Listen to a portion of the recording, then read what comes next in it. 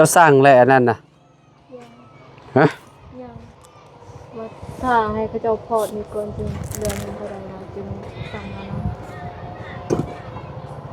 ถ่ายกับเจ้าพอดเรื่องเงินก่อน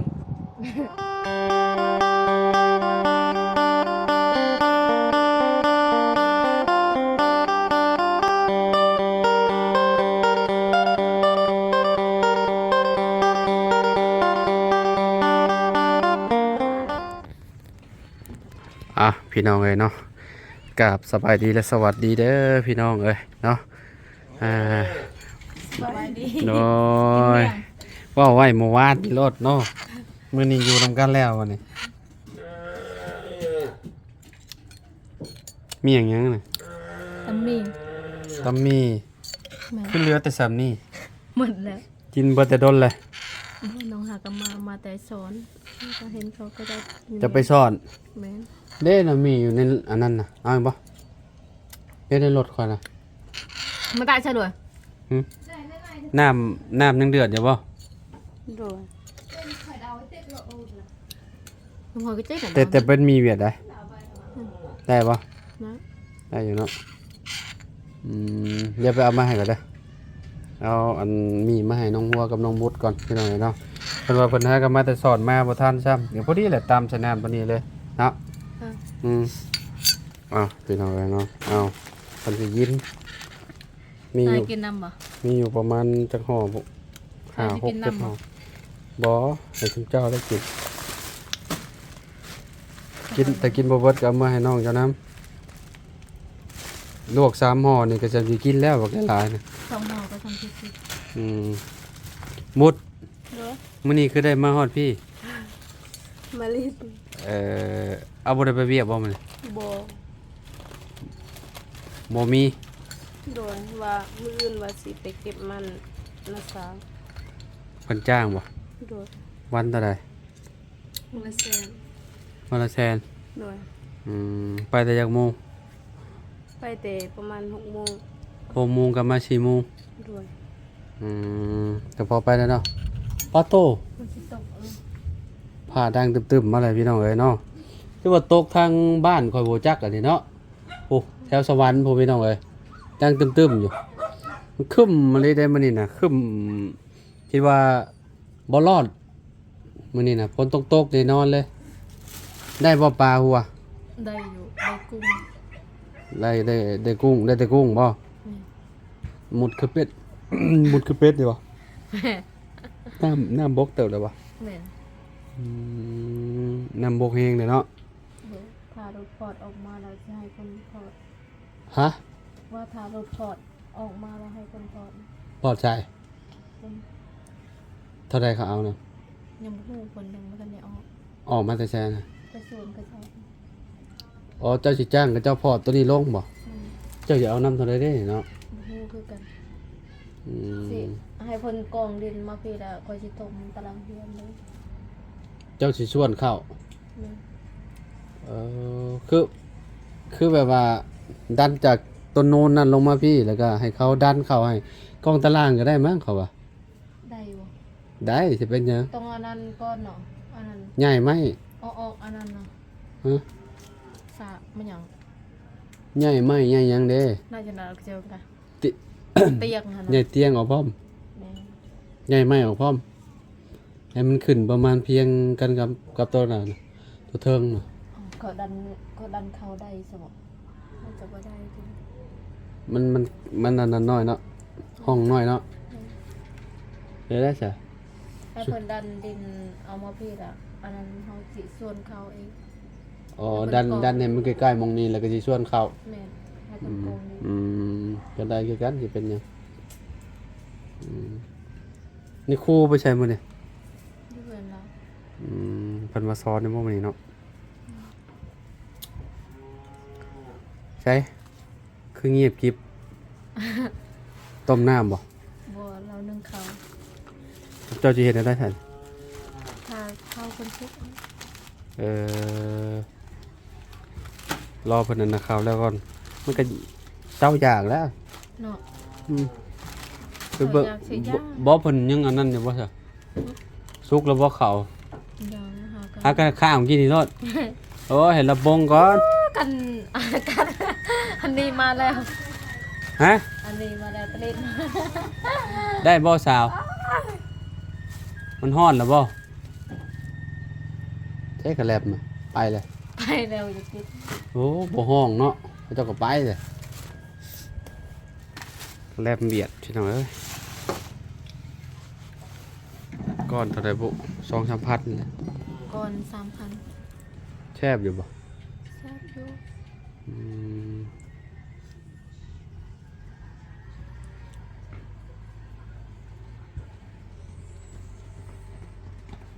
คน ลุงบุษบาพี่น้องเมื่อวาน เดี๋ นี่ ยวยาวเสา อันฮะ เมื่อคนอินบอกคนจะได้พ้นตก เอาเศร้าอย่างเลย เช้า โอ้ เขาคน ไปเอามาเฮือนก็ได้ใช่ไปลวกอยู่เฮือนเจ้าก็ได้ไปตำกินอยู่เฮือนก็ได้ตะบุดตะพุ่น ก็ได้คือ ฮ่าพี่น้องเอ้ยเนาะค่อยว่าแล้วฝนตกอยู่บ้านค่อยเมียค่อยเซตมาว่าฝนตกแห้งน่ะโอ้พี่น้องเอ้ยแม่นฝนตกอยู่สวรรค์พูฝนตกโอ้พี่น้องเอ้ยโอ้คนดินบล็อกได้หลายแล้วเนาะอืมโอ้พี่น้องเอ้ยเนาะคนแต่เศร้าๆจ้ะหัวคนกับแม่ ช่วยหน่อยมาบดโจ โอ้กับแม่นมบ้านกับแม่เด้อ เบิ่งแม่มันเจ็บหมดอันนี้ ฮะ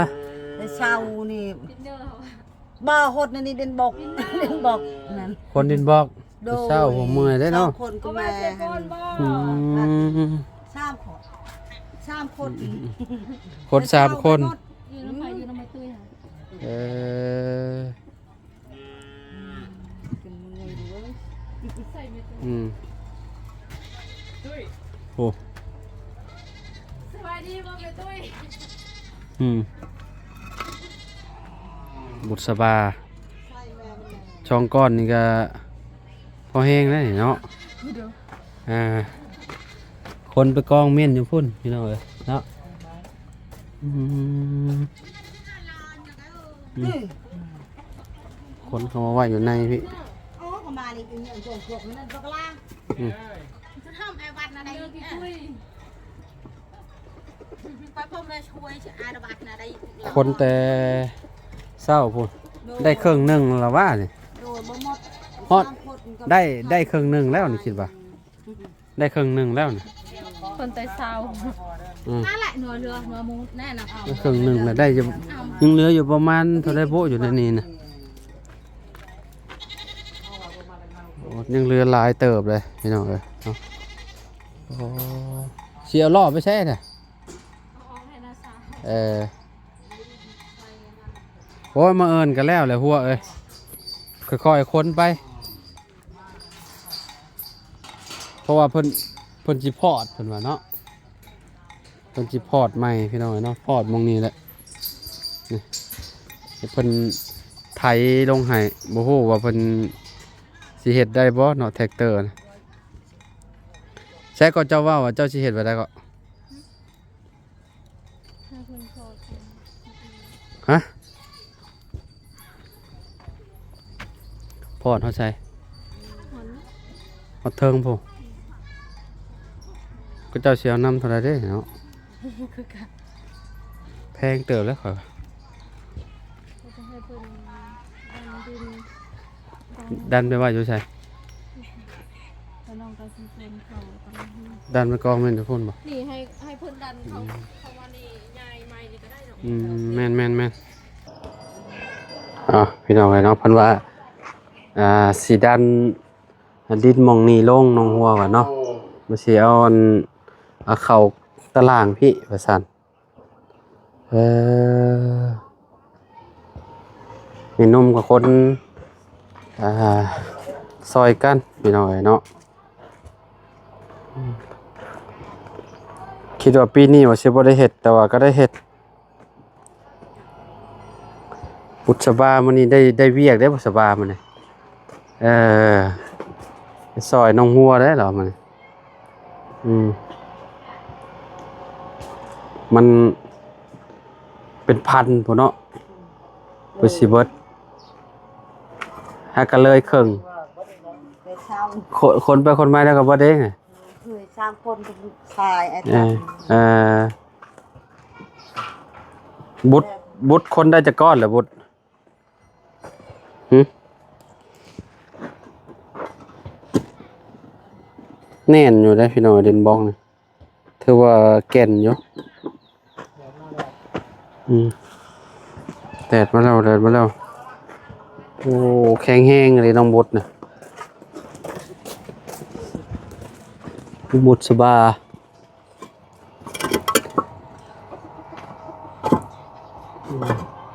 กล้าว่าสิคนบาทเดียวเลยบ่ฮะ บ่ไหวกับมืออื่น พักผ่อนกันก็ได้มันนี่เมื่อยเลยคนแต่เช้าๆพุ่นติ ดูแลก็พอไปซอยกับเดียวแม่อีก น้องหัวไปสอนเลยเจ้าคนผู้เดียวโอ้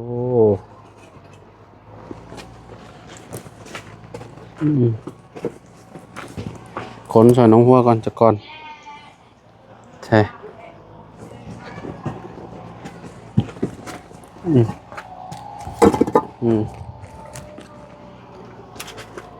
อันนี้นะ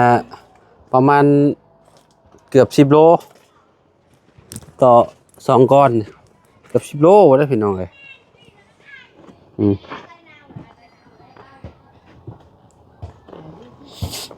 จะจับแบบนี้เวลากอกะเจ้าก็สิมาเอาบ่ได้ใส่ถุงมือนี่เจ็บขนาดเลยเนาะมันนั่นน่ะมันชาเด้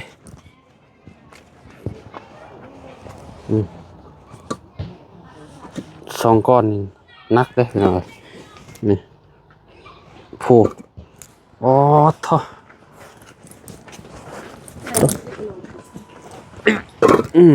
ต้องแข็งแห้งอะไรโอ้บาดมือเลย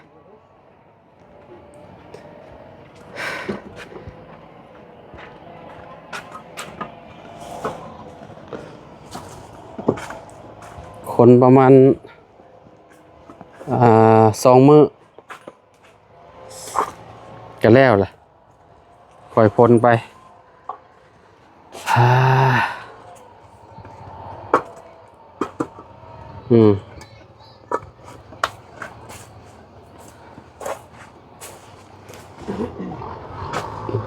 โอ้เจ้าบุกเบิกมองอันนั้นไหมพี่น้องเอ้ยโอ้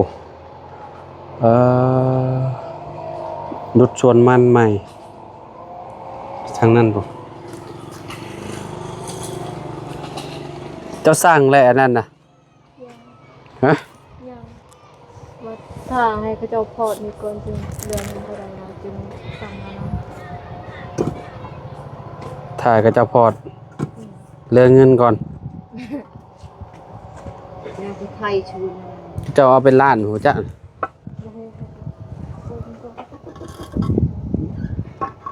ประมาณฮอดได้หัวสมมติว่าถามกับเจ้าสิเอานำเท่าไหร่เด้เนาะคิดว่า5-6 แสนนี่บ่รุบหรอไปได้บ่รุดแหละ5-6 แสนนี่เอาบ่อยู่5-6 แสน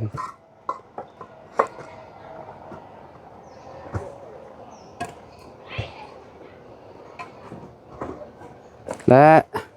อันเฮ็ดงานหลายต่อ นี่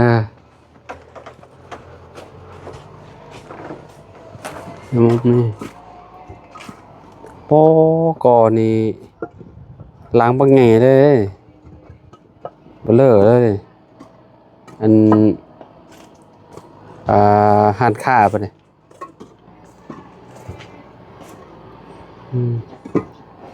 เป็นนมมาเจ็บแอวแล้วเหรอวะพักผ่อนก่อนแม่เอ้ยแล้วจะคนใหม่อีกคนบดมือแหละเพราะว่าถ้าบ่ได้เฮ็ดแล้ว มันต้องคนเขาไว้ถ้าเป็นไม้เป็นหยังนี่โอ้ยพี่น้องเอ้ยตากไว้บัดนี้นั่นจากดอกเด้โอ้เพิ่นคนพี่ตั้งแต่อยู่พี่ว่าเป็นบอกเพิ่นพี่อยู่มุมนี้สิอยู่พี่เลย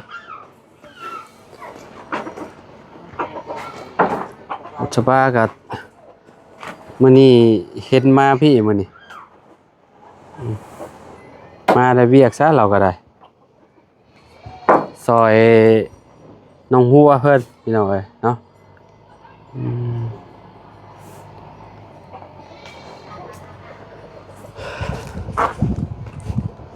บ่ฮู้ว่ายังเหลือเท่าใดกองบ่ได้แม่นน้อยเด้กองนี่ก็ได้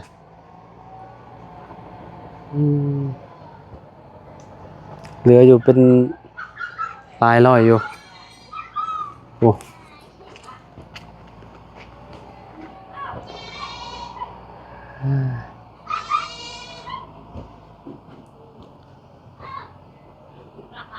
อากาศร้อนฝนตกพี่น้องเอ้ย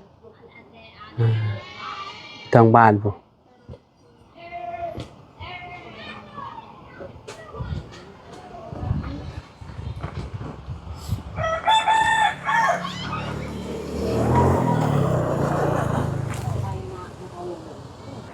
เป็นไดน้องบุตรเหือย่อยเลย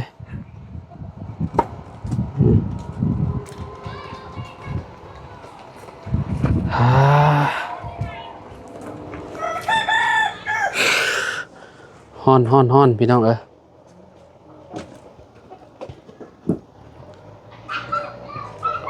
อากาศมุกขี้เถ้าบ่แดดแต่ว่ามันเอา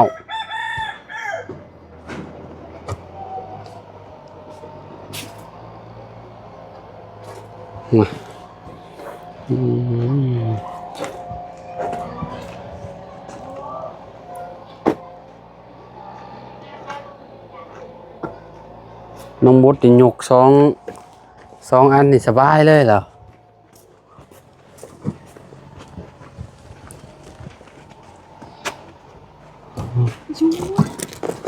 เป็นไงอ่ะเป็นไงอ่ะฮะหัวตำไม้อ๋อโตพี่น้องกันทีแรกเจ้าว่าเจ้าเตี้ยใช่ป่ะมันสูงบ่ก้มเรียบร้อยเลยหัวนูย่านบ่จักน้องหัวในซำนี้ก็บ่ยากก้มบ่ก้มอยู่เนาะซะ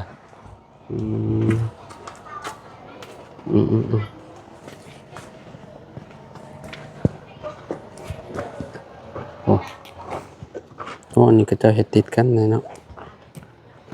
นี่เฮ็ดบ่ได้ติดกันใช่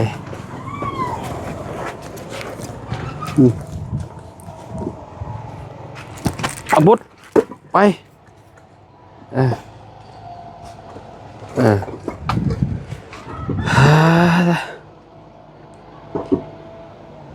คือว่าเก่งเติบพี่น้อยเนาะคนมือเดียวเกือบเบิดเนาะมีแต่หมู่ยิงเนี่ยผู้ชายเนี่ยพวกเพิ่นแล้วป่านนี่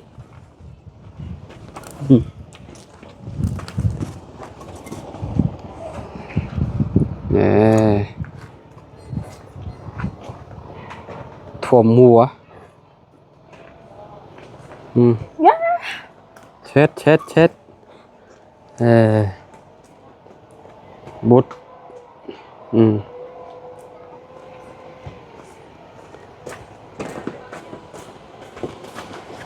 ก้อนหนึ่งพี่น้อยเนาะ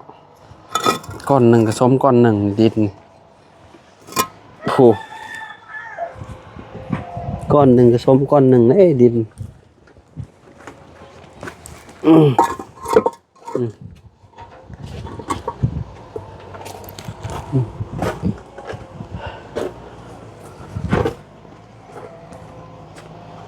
ซอยไปคนละก้อน2ก้อนกับเบิดเองมันพี่น้องเอ้ย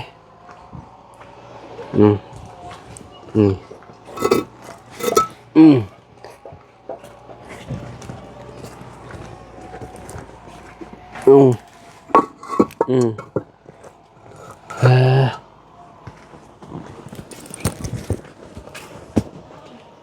้ยอืม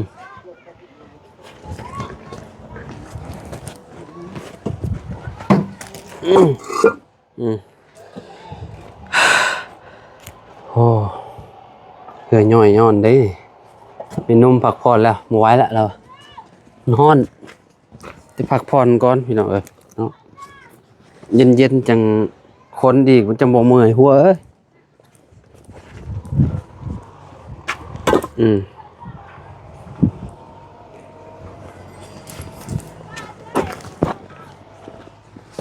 อืม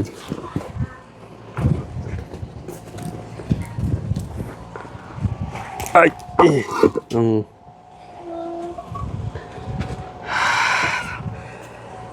เออ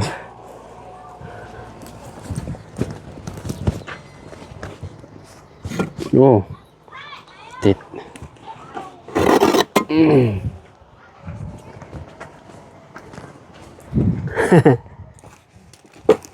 อ้าว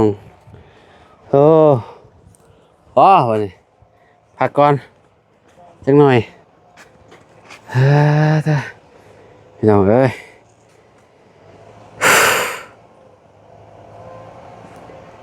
เอาเป็นได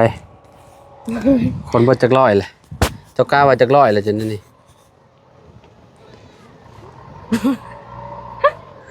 ฮอดบ่ ฮอดระบบครึ่งหนึ่งเนาะฮอดแล้วขอเนาะ ฮอดแล้ว เพราะว่าอยู่ในหันก็ยังเหลือบ่หลายปานใดยังเหลือประมาณ400บ่จักอยู่หั่น ได้บ่ซ้ำกัน 400ปลายขอเนาะ โตเฮาคนแล้วกับยังบ่ทันคนซ้ำกันหรือว่าตัวนี้ได้กู ตัวนี้หลายกว่า ยังบ่ดีได้ ประมาณ400ปลายๆอ้ายว่าอยู่หั่น แม่น เนาะ แม่น อยู่นี่500เท่าไหร่บ่เนี่ย500กว่าแล้วเนี่ยตื่นแต่จักโมงคนได้หลายปานนี้ คนแต่6โมง คน6โมงวันนี้จะไปสอนตอนจักโมง 11โมง 11โมงจะไปลงสอน แม่น แล้วแม่เจ้าคนต่อบ่นี่ แม่น น้องบุตรคนสอนหากันตอนนี้บ่เรื่องอะไร แม่น หากันมาอืมดีแล้วซอยกันพี่น้องเอ้ยเนาะซอยคนละเล็กละน้อยเนาะเฮาก็ซอยไปหลายก่อนเติบเลยเฮาก็ได้พอลมมาแล้วบัดนี้ฝนสิตกบ่จัก เย็น เอาโอเคถ้าล่ำลาแล้วพ่อแม่พี่น้องเอ้ยเนาะอยู่ดีมีแฮงประทุกคนเมื่อ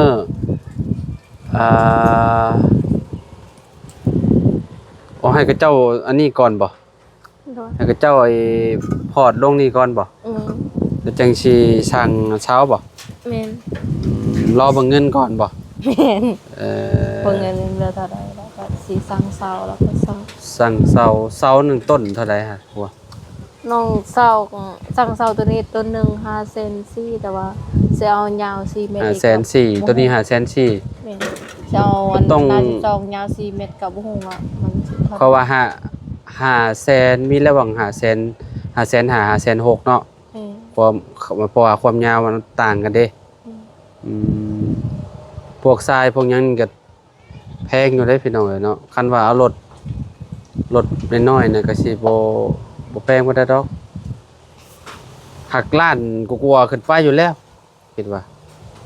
ไอ้พวกทรายพวกหยังน่ะเนาะ เดี๋ยว ประมาณนั้นแหละพี่น้องโทรเซ็กเบิกเนาะโทรถามเขาลองเบิก โดย เพราะว่าเจ้าไปสั่งมื้อนั้นเจ้าสั่งอยู่บ้านดงบ่ แม่ อื อยู่ ม บ้านสะแลว อืมบ้านพ่อใหญ่วัดน่ะแม่นบ่ แม่ อืมโอเคพี่น้องเนาะขอโตวลำลาแล้วอยู่ดีมีแฮงสบายดีเด้อพี่น้องเด้อไปน้องบุตรสบายดีเด้อโอ้พี่น้องเอ้ย ลมแห้ง ลมมาแล้วเด้อฝนสิตกแล้วบาดนี้โอ้